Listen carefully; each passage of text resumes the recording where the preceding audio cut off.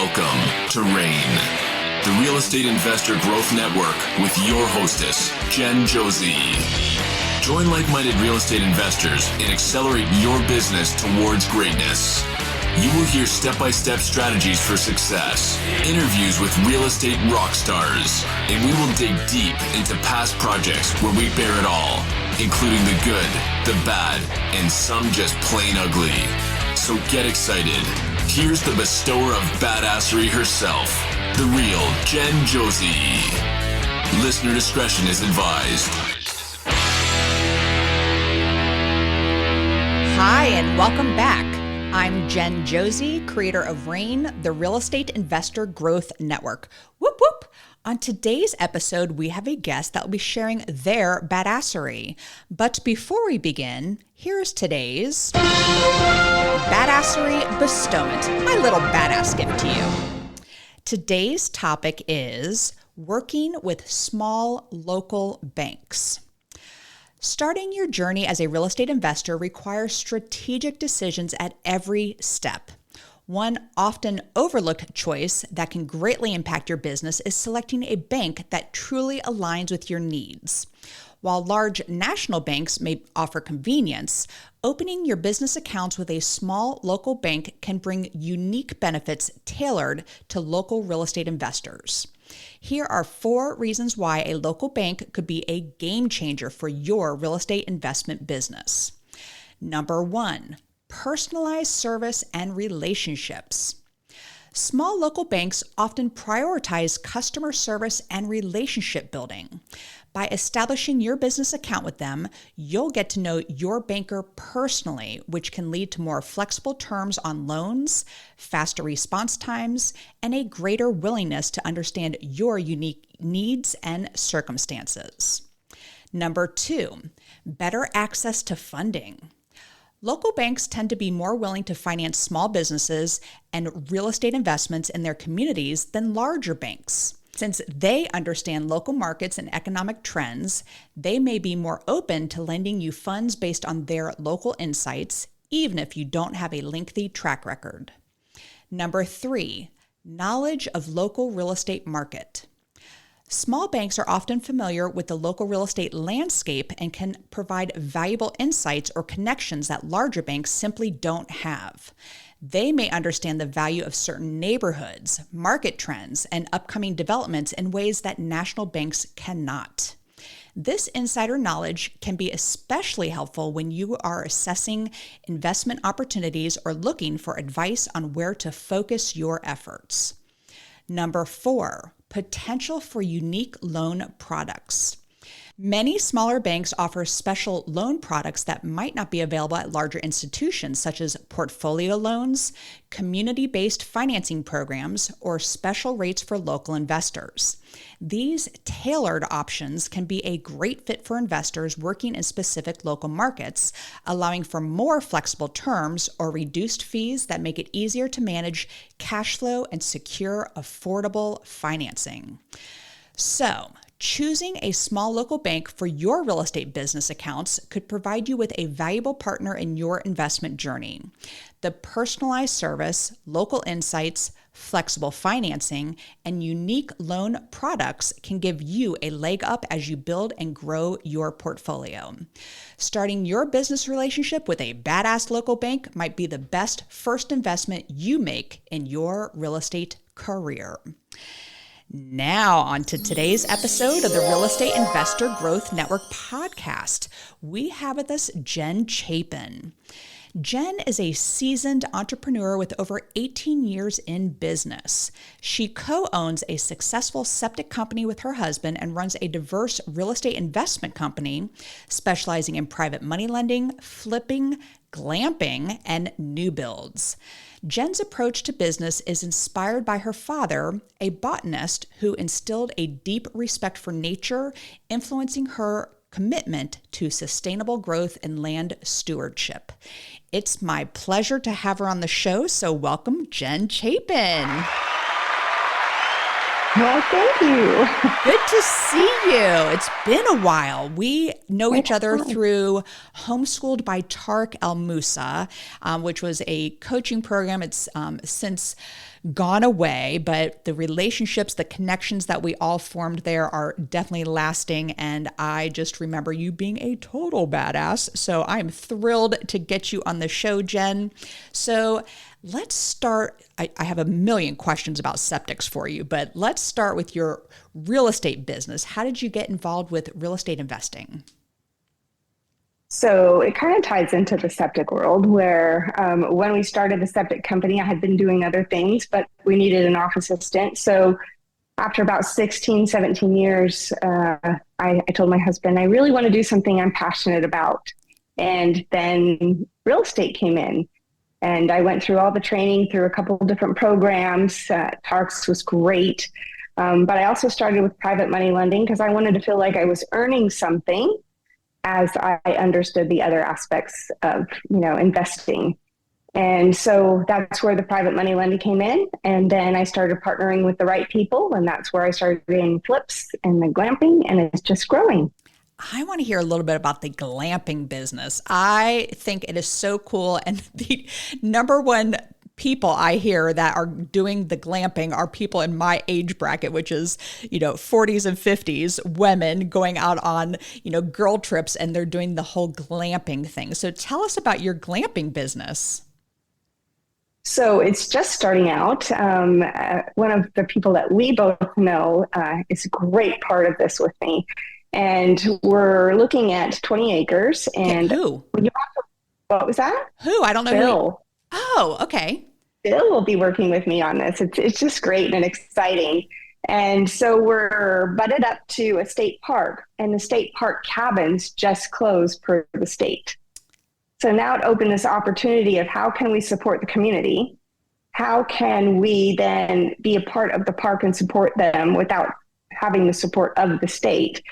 And then give back to, we have the one place on the island that you can actually go out to eat and actually see the water is in the state park. And so we'll be able to support that now that the cabins in the state park are gone.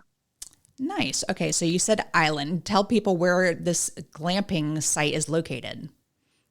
So Camano Island, Washington.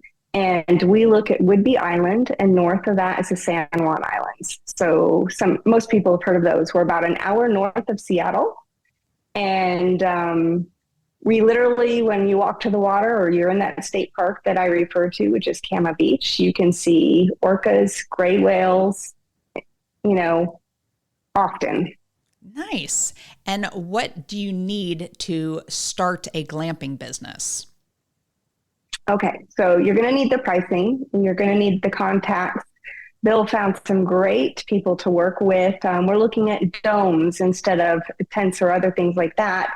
The fabric we understood would create issues with molds in this environment. We are in the Pacific Northwest, so you need to think about this. And the dome tents had a covering that would be easily washable. They'd be big enough that you could put in either air conditioning or heating units, and even sometimes toilets and sinks. Yes. I bet you're going to need some septic systems, it sounds like. Yes, we are. Well, that was a great segue to what we are discussing today, which is septic systems. And I got to tell you, Jen, I'm so excited to have you on here because you're my first septic person. This is my 230th episode, and I can't believe I've gone this long and not had a septic person on here. And it is a mystery for so many of the listeners, including myself. And so I have a million questions for you. So let's break it down super simple here. What is a septic system? Okay, well, we are the happy people doing the crappy work. So let me explain it a little bit here. I love that. So septic is actually, there's a house wall in, and that's plumbing. The house wall out is septic. And that's the only place they meet. What's really great is you have a good plumber and you have a good septic provider. Often when a septic sits there and gets plugged up, they'll call the plumber, which is a really expensive call. So knowing the difference is great. Now, once it exits the house, you're going to go into, and I'm going to make it basic, a box. It could be multiple boxes, but let's start with a box. That's where everything settles out. And then it goes from there into a drain field, or I've heard it as a leach field as well. And that's where then it can go into the soils. Okay, so I have had many septic issues over the years. And for example, I bought a property that was vacant for 6 months, and that actually caused the septic to crack. I don't know if does that sound right? Because they said it wasn't in use. And so it was literally, when they dug it up, I'm like, I got to see this thing that we're spending thousands of dollars on. It was a concrete box, like you said. So the toilet, everything runs. Does the shower water go through there as well? Yes. Okay. Dishwasher, everything. So this is all run through the septic. And so we're talking like, we got to get gross here. How does it go from this concrete box and drain into this drain field? I know them as leach fields, so I'm glad you corrected me and clarified that. But how does it get from there to there? Great question. So it depends on the elevation. If it has enough drop and good soil, you can have a gravity system. So literally goes from the box, and as we'll call it water lifts up, and then it can go down into the drain field. And that is the best type of system you can have. Low maintenance, less things to go wrong. So expense-wise, it's great. Now, there are more fancy systems that will have either one or multiple tanks, pre-treatments in it, and also a pump that would then take it from the tanks out to the drain field, leach field. Okay, so there's a pipe of some sort. It doesn't just absorb through this concrete wall. Are they concrete? Are there different? No. Okay. There are different type of tanks. Okay. The majority are concrete, just because that's financially feasible. Okay. All right, great. So loaded question. Can you put a septic anywhere? Oh, I wish you could. No, but some people have bought really expensive campsites. They bought really expensive what? Campsites, because you can't put a home on it. Okay, yeah. So I'm glad you said that, Jen, because I am right now actively looking for land to create not a glamping site, even though that sounds fabulous, but more like a tiny home village. And I'm having the darndest time with the whole perc test. So what is a perc test? Let's get very basic here. Sure. It is a large hole in the ground that usually a designer and potentially the county will need to be out at. And they will look at the different soils that are in the ground. So think of this. If you have clay soils, will it percolate through the ground, or will it sit on top of it? So really a clay soil area would not work. Now, if you had really sandy soils and it went super fast and didn't filtrate through, that's not good either. So having that combination of, and there's everything in between, it tells you if you have the good soils that would serve that purpose. And perc means percolate. Mm-hmm. Thank you for clarifying. I did know how to spell perc, which is P-E-R-C, because I've had so many people say P-E-R-K. So I did know that, but I didn't realize it was for percolate. So Jen, you are so good at explaining this to me. Thank you so much. All right. So this one property I was looking at was on a lake. So does water have a tougher time putting a septic in there if you're near a body of water? So it depends on what state and what county. So let's say we're going to use an example for Washington State, because that's where we're at. Okay. So Washington State will have different codes. And then each county here can have additional codes. They just have to meet the state expectation, but they can be more. Now, we do have a distance from water. You have to protect your waterways.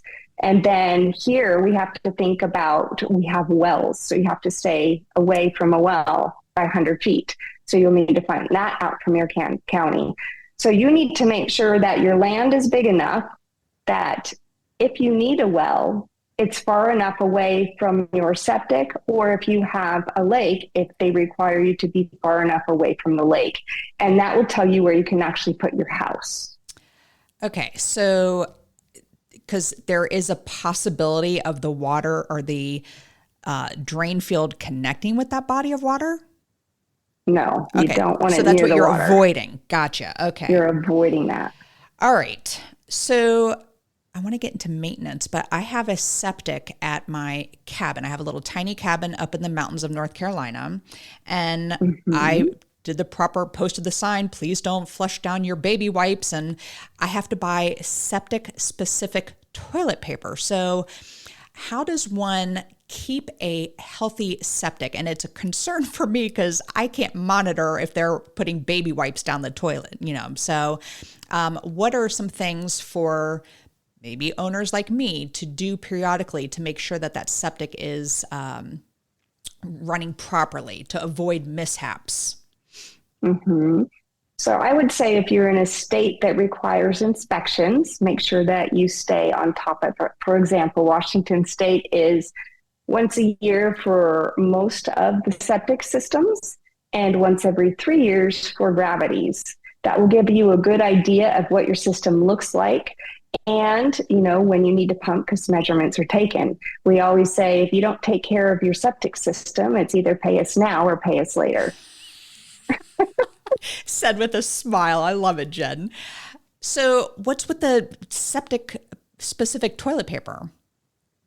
So a lot of people think you need septic-specific toilet paper. It's actually the amount. And I have to chuckle because everything was fine and normal up to COVID. And then everybody went crazy on toilet paper.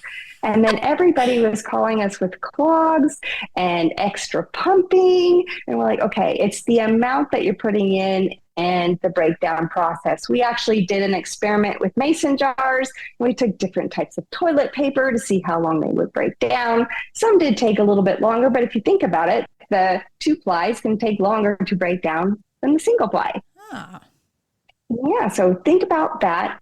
Yes, you don't want to be flushing things like paper towels. You do not want to be flushing wipes because they're not going to break down. And if you have a pump, it's going to suck up into the pump, and that's where big problems start. Oh, gotcha. And so, okay, Jen, I have never had this septic inspected at the cabin. So you're to do it, and I've owned the property, 6 years now. So you're giving me a little panic. I'm going to have to schedule something immediately. So thank you for that. Let's get into, like, if you're an investor and you're buying a property that has an older septic system. So the one that I was mentioning before, it was another tough situation because the neighborhood all had run the water lines, except this one of the last houses in the neighborhood, because it was on a slope. And it was very expensive because I guess it was more gravity based. The septic, to pump it to the street, that was what was so expensive to connect it to the water lines. And we did eventually end up doing it after we totally fixed the other septic that was there, or the septic that was there. But as an investor, should you be scared of buying properties with an older septic system in it? I wouldn't say you need to be scared. You need to be aware and ask these questions. Okay. How old is the system? Was it properly maintained through its lifetime? Let's say an average system will last 20 to 40 years. Wow. Some are great and they last a lot longer. But, take a look at that. Get an inspector out there, even if your state doesn't ask for it, because then you know what you're getting into. Because here in Washington State, it can range from $8,000 to sit there and replace a full septic system up to $40,000. Oh, my goodness. Don't want to be surprised by that. And you said earlier not to hire a plumber, but to get a actual septic inspection. Yeah, a septic service provider. And you can go to your health department, environmental health, and they should have a list of service providers. And we actually do have a good one in the area. So I thank Great. goodness for him. Yes. And we have had to use him quite a few times. So now I want to get into like the resale of properties because like I said, this house, we flipped it, that had a septic system in an area where most people got rid of their septics. It was a 4-bedroom house, but because of the septic system, it was only a 3-bedroom septic. So for me as the investor, I want to advertise as a 4-bedroom, but I can't legally because it's it's a 3-bedroom septic. So what determines that number? So really what they're looking at is they're averaging 2 people per bedroom. Okay. And a bedroom then would be consistent of, you have to have that closet. So we built a house that has a 3-bedroom house plus a bonus room and a den. So other people would call it, and a basement. So people would want it to be a 4-bedroom or more, but the soils would only support a 3-bedroom septic system, because you also have to have room when you install a septic system, all the way from the 90s and on, a reserve area, because with how long the houses are going to last, that the septic system will eventually fail and you're going to need a backup area. So it reserves that spot for it. Oh my goodness. This is so much, all with, excuse my French, pooping here. So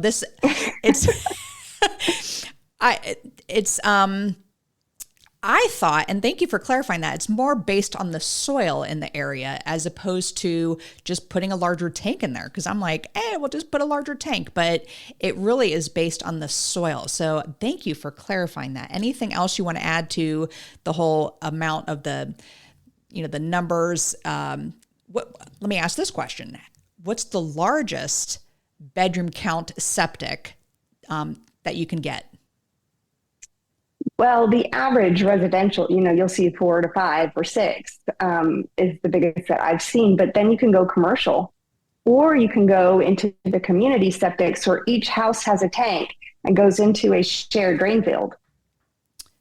And I think probably with your little community living, you might want to ask about that with the county. Gotcha. Well, I'm not buying in this area. I want it to be a destination, so I feel like I could travel somewhere. So it is a mystery every single time, because I'm finding great properties and they're all different counties. But it is just like codes, etc. Everything varies. So excellent advice there to make sure you're checking with the county. A friend of mine, this is so random, but a friend of mine owns a brewery, and she was looking to expand and buy a piece of land, and we actually found a retirement home. And it was on septic. So all of these many people there. So this is what was leading me to that question, because you said they could all go to one drain field. They called it the swamp. Okay. I don't know if that's like just them being funny about it, or is that literally like a term, but they said, yeah, you don't want to go out there. That's the swamp. And it was this massive area in the very, very back of the property that was, I'm sorry, it wasn't the swamp. They called it the lagoon. Like lagoon. I'd be a little bit nervous on that one. Swamp to lagoon. So, but that's okay. You can have, there's 2 people to a room. There's probably 60 rooms in this retirement home. But that's okay, because it's all going to the certain area and then it's disposed of. It's sized properly. Okay. Oh my goodness gracious. This is so much to think about. What you do want to avoid, which I've seen a lot of times, is somebody will move into a house. They won't be familiar with septic systems, and they'll be like, oh, I want to build an ADU. I want to build a deck. I want my pool over here. And they'll either put it on the drain field because it's a big grassy area, or they'll put it on the reserve. And if they lay down concrete, they have just lost their reserve. Or they change their driveway and drive over it, and then all of a sudden they've compacted the drain field area, and it no longer works. And now they have thousands of dollars to replace it and move it. So knowing where the septic system is, the original and the reserve, will be very important when you buy a property, so you don't damage it. Very good. And what is the worst thing that you've ever seen that your company has had to fix? Well, there was a commercial site that had multiple homes on it that the drain had failed. And so not only, putting that to rest, but then putting in a new drain field and hooking everything up, and then marking it, color coding it, so that as you provide the service, everything's documented, because things will go wrong and you need to go in and fix it. So having somebody who really knows and does quality work will be really, really important for follow-up. I think the next one would be the flip that we're actually working on, where it had to do with septic, but they stopped using it because their well stopped and they started to go in 5-gallon buckets. That had to be the worst smelling, and my staff actually was trying not to throw up on that one.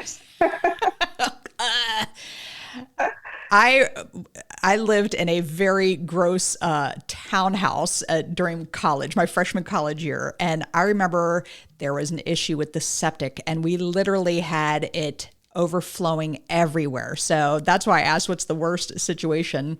And I'm sure it smelled as bad as what your people went through. So you mentioned, I'm sorry, go ahead. I think that, the other thing is people invite everybody over for the holidays. We get a lot of Christmas Eve calls where, please come help us. We have the house full of family and it's backing up into the tub and the bathroom, and help. Because people are, overusing it and flushing things that they're not supposed to, then clogs the lines and backs everything up. So yes, that does happen. All right. So you mentioned before a drain field that failed. What does that mean?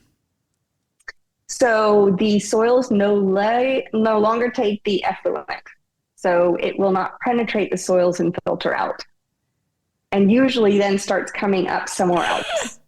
Oh boy. Oh my goodness. You are so polite in how you describe this. I don't know how, I've had to watch my mouth because I want to say SHIT all the time here. Go for it. All right. Have a little fun with it. So as an investor, maybe a newer flipper, because the listeners for this podcast are typically new, trying to get out of their 9 to 5, but what are some great questions for them to ask if they are buying a property that has a septic system? Okay, one, confirm, is the septic system there? How old is the septic system? Sometimes people will sneak in hooking in a side house to the septic system. What is hooked up to the septic system? When was the last time it was inspected? And I would have a contingency in there that I would not buy the house until it was inspected. Very good. Those are great questions. And where it's located, because that's, like you said, if the buyers, or if I'm going to flip it and then I need to let the buyers know you can't put a pool over here or extend the driveway to this area. So those are great. I want to get into, you are getting ready to launch a podcast. So let's give you a quick plug for this podcast. It has the greatest name for a septic-based podcast. So tell the audience a little bit about your podcast that will be launched soon. So the podcast, it's Let's Talk Crap. I love it.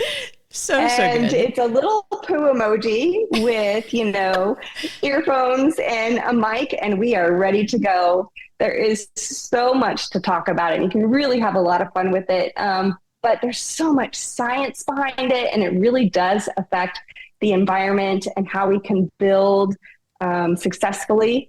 And it creates so many opportunities that you wouldn't be able to build if we didn't have that. So we're looking forward to talking about that with homeowners, answering their questions, working with different environmental places like the local counties, the state level, and then changing the industry that way. And it's going to be set up more like Car Talk was, where you're having a lot of fun, throwing some things out there, but, really addressing some serious stuff. And you run this business with your husband, and let's go back to the beginning, because I know you had very humble beginnings when you started this business. So and he started the septic business and then you joined with him, but how did the septic business actually start? I love the story. Okay, that's a good one. So he's been in this industry for 35 years. At the time Envirotech came to fruition, I had been working in physical therapy. He had given notice to another company, and he was going to travel around the U.S. for a bigger septic company. Well, that didn't come to fruition, which left him with no job. And so he's a go-getter. He came and drove up with a truck trailer Kubota, $100,000 in debt and no job. I looked at him and I said, oh, I guess you're going to need an office assistant, and literally started in piles of paper on the floor. Then I got a desk. Then we had 14 people as employees in our house for 12 years. Oh, yes. My goodness. And then I said, I love our employees. They're like family, but I would really like my house. And we built a commercial shop, and we've been growing ever since. I love that story, Jen. And, your success, you speak of a topic that is not a favorite topic for many people, and you do it so eloquently. So I'm sure it's going to be fantastic. When's it getting released? Do you have a release date yet? Not quite yet. I know it's going to be in the next few months. Very good. All right. And if the listeners have any questions for you about septics, or if they want to maybe be a guest on your show, if they have experience with it, what's the best way for the listeners to get a hold of you? Reach out to us on our website, which is www.envirotech, that's ENVIROTEKWA, like Washington.com. Very good. And what is Clean Slate Homes? Clean Slate Homes is my real estate business. Gotcha. Yes. And you do the glamping, and you do a lot of private money lending. I know you wear many, many hats in your septic business, but also in your real estate business.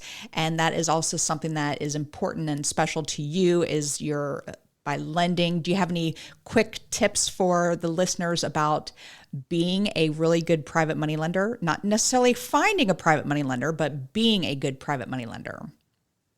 So what I found over my experiences with the private money lending is, one, picking a good person to work with.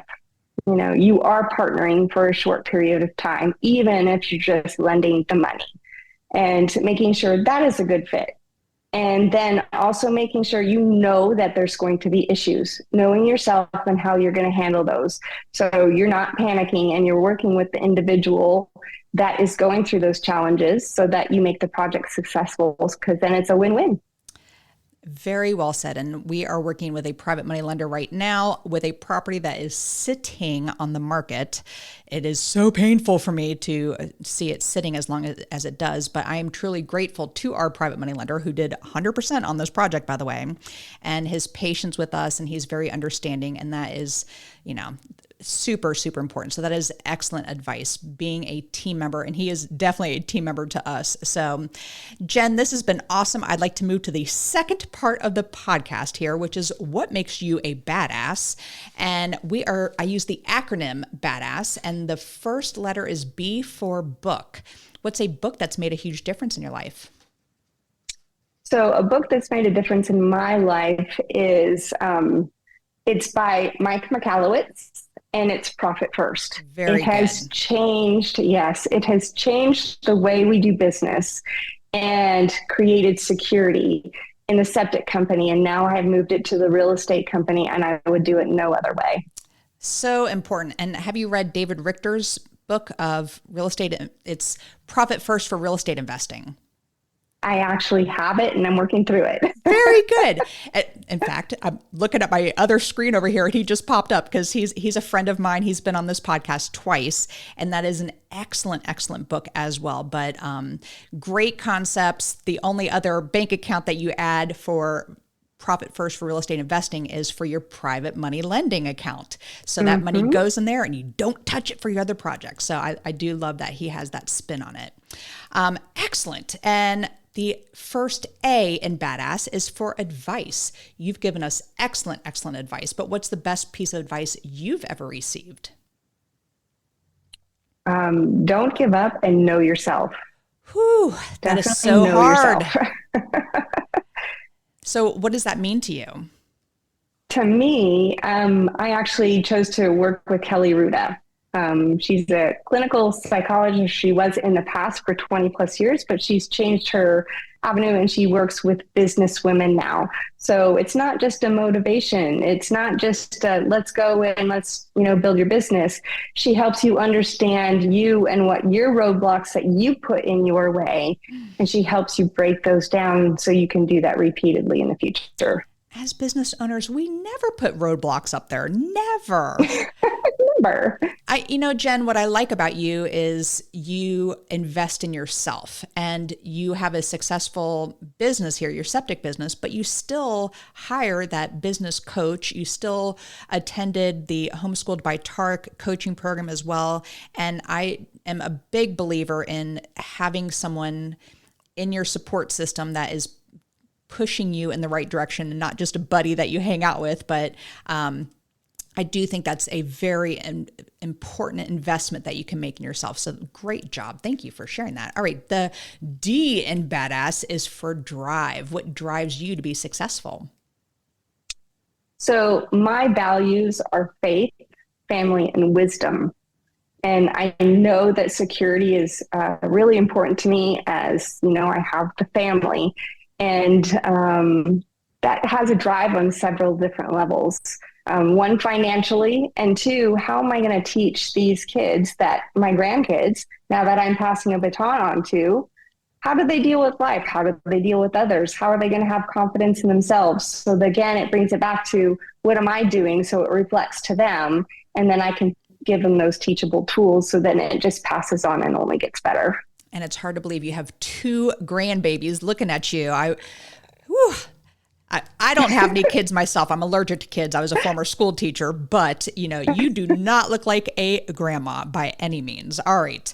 The second A in badass is for aspiration. I'm a big goal setter. So what is a goal you are currently working on? So I have worked through and made a successful septic company. So it has created an opportunity for now the investment company. So I'm looking at building out rentals, and what is that going to look like, and how am I going to build up to that? How many is that going to take? Those are the goals that I have written out and planned on, so that I will have income and in the future without having to work so hard. I can build jobs for other people, and I can pass that on to my grandkids, but then they will know how to run it and build even more jobs and security. Yes, so important. And what a great life goal there. So, all right, the first S in badass is for systems. What systems do you have in place to help you achieve success? Okay, so my systems is, making sure that, of course, my education, I always have that in. I went through a program called Flow. It helps me set up the systems through the day so that I have repeatable and I'm not scattered like cats running everywhere.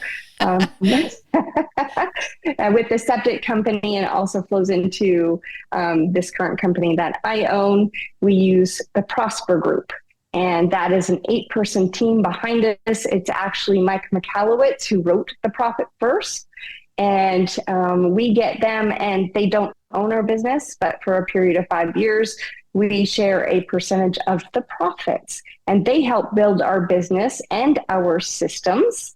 So it's efficiently run. And let's say if somebody leaves, we're able to replace them with SOPs. So important as you grow, especially when you have employees, so that you can pass the baton easily and you're not sucked back into the business. It helps build you out so that you're not the average entrepreneur that is trying to make ends meet and you can't pass the baton. And you sound like you have definitely laid out a very strong foundation there. What a great concept too. And especially with Mike McAllowitz's team, that is amazing. So he is amazing. Oh yes. All right. So to wrap this up, the final S in badass is for success. What does success mean to Jen Chapin? Success means that when I'm old and gray, one day, one day I can sit back in my rocking chair on 1,000 acres and look out and see my grandkids and their kids and know that they're happy, they're successful, and they're giving back. That is success. That is fantastic. I love how very specific you were. 1,000 acres, not 900, but 1,000 acres. I love 1,000 that. acres. Jen, it has been so great. I love being a podcast host because I get to ask the questions, and you really answered so many of the mysteries behind the septic systems for me, and I will be less scared, and I'm definitely going to schedule a quick inspection of mine up at the cabin. 6 years. Oh my goodness. So, and one more time for the listeners, you can go check out www.envirotech.com. So it's ENVIROTEK and WA like Washington.com, or check out cleanslate.homes to see your other business, your real estate business. So Jen, I wish you the very best with the launching of your podcast, and listeners, make sure you check it out, watch for it. And it's called, one more time, Let's Talk Crap. With the poop emoji. So Jen, thank you so very, very much for being on the show today and getting rid of this mystery about septics for me. I truly appreciate you being here today. And thank you. And just remember, a royal flush is always better than a full house. Jen, that was perfect. Thank you for ending it that way. And that is all. Thank you for listening, and we will catch you. We will catch you on the next episode. Now go out there and share your badassery. And don't forget, make it a great day. Take care. Bye-bye. Whoop, whoop. Thank you for listening to RAIN, the Real Estate Investor Growth Network. Be sure to subscribe on your favorite podcasting platform so you never miss an episode. If you need more badassery, you can follow Jen Josie by visiting therealjenjosie.com or become a member of RAIN by registering on rainmastermind.com.